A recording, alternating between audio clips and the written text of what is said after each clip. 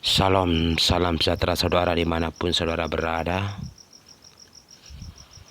Semoga kasih dan damai Tuhan kita Yesus Kristus senantiasa menyertai saudara sekalian. Kembali lagi bersama saya Famili Atak Siang. Masih dengan topik kita yang sama, yakni mengupas tuntas kitab suci Perjanjian Lama,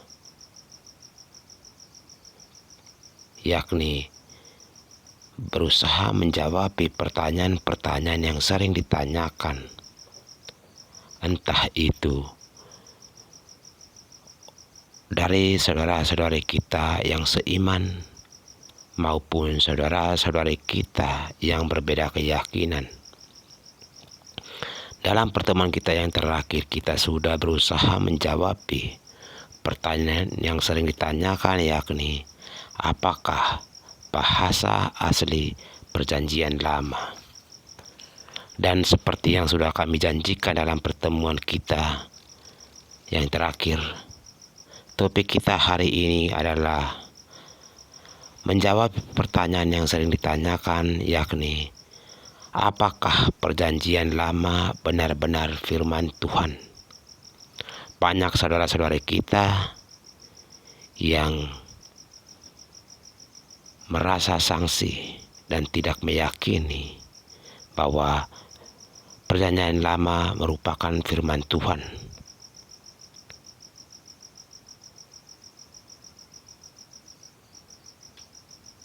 Untuk hari ini kita akan mencoba untuk berusaha semampu kita dan tentunya memohon terang dari Roh Kudus agar uraian singkat yang akan kami sampaikan pada hari ini dalam hal menjawab pertanyaan apakah Perjanjian Lama benar-benar firman Tuhan bisa dipahami oleh kita sekalian. Saudara-saudari terkasih, banyak kesalahpahaman tentang kitab Perjanjian Lama. Yang pertama, Alkitab dipahami sebagai buku dari langit atau perkataan-perkataan yang diilhamkan kata demi kata, bahkan huruf demi huruf, seakan-akan Tuhan tidak berfirman dengan cara lain. Yang kedua, Perjanjian Lama dipahami sebagai kesaksian tentang karya Tuhan yang ditulis tanpa penyertaan Tuhan. Seakan-akan Tuhan tidak menuntun manusia. Dua kesalahpahaman ini menimbulkan dua pandangan radikal, yakni fundamentalis konservatif dan liberal sekuler. Kitab Perjanjian Lama adalah firman Tuhan sekaligus kesaksian. Yang harus disadari pertama kali adalah Tuhan seringkali tidak menyuruh seseorang untuk menulis Alkitab, kecuali dalam kasus-kasus tertentu. Dalam Perjanjian Baru, misalnya, Paulus bisa membedakan perkataan Tuhan dengan pendapatnya, namun keduanya masuk dalam Alkitab. Bandingkan 1 Korintus bab 7 ayat 10 dan 12. Surat-surat pengembalaan Paulus menjadi kitab. Pada umumnya ada beberapa orang yang mencatat karya-karya Allah, baik melalui kesaksian orang lain maupun hikmat, bahkan pernyataan langsung.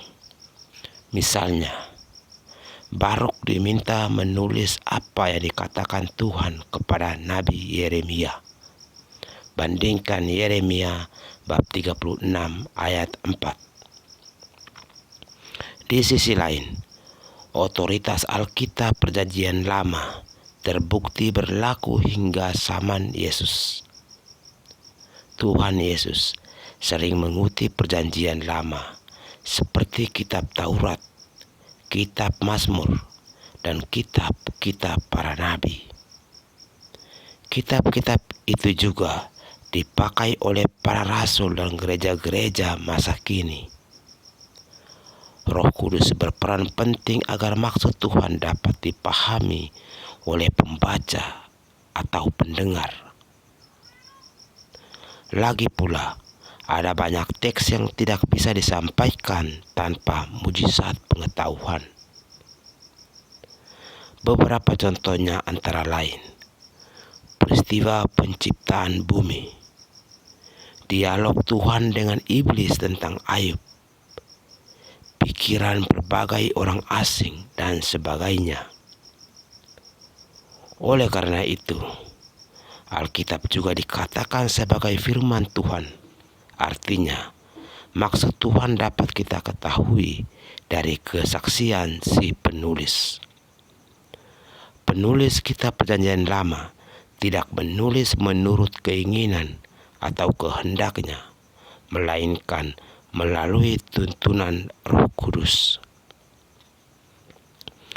Cara Tuhan berbicara pun bermacam-macam. Bandingkan Ayub bab 33 ayat 14 sampai 19.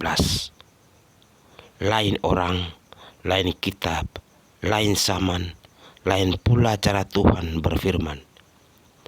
Kitab Perjanjian Lama tidak turun dari langit, tidak diwahyukan kata demi kata.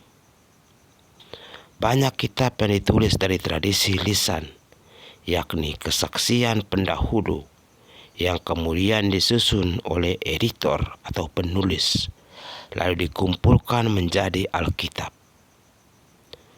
Jemaat Kristen umumnya menggunakan kanon Yunani, khususnya dari Septuaginta. Namun, sekalipun Alkitab disusun melalui proses yang panjang, Alkitab itu tetap digunakan sebagai kitab suci karena mengandung maksud Allah yang ingin dinyatakan kepada manusia. Bahkan sebenarnya Roh Kudus menyertai penerima wahyu atau hikmat, penutur, penulis, penyusun, peredaksi, penerjemah, penafsir, hingga penyampaian firman,